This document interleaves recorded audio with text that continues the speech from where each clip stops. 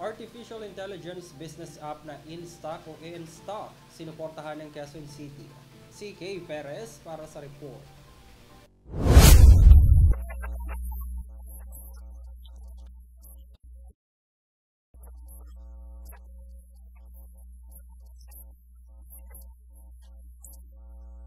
Sinabi ni Quezon City Mayor Joy Belmonte na ang bahagi ng inisyatiba sa pagpapaunlad ng micro, small at medium enterprises ang hakbang upang magamit ng gusto ang teknolohiya at matiyak na maaring makipagkumpetensya at magtagumpay sa digital na ekonomiya.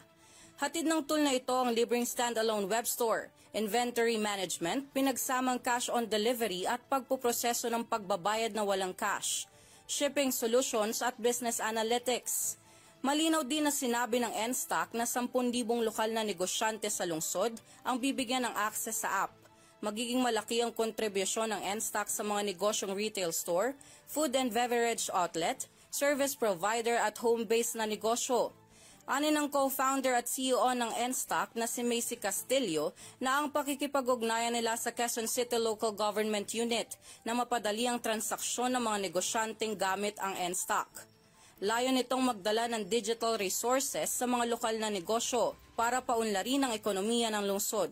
Samantala, kinakailangan pang pag-aralang mabuti ang app. Face-to-face at online na pagsasanay ang isasagawa para maging epektibo ang platform.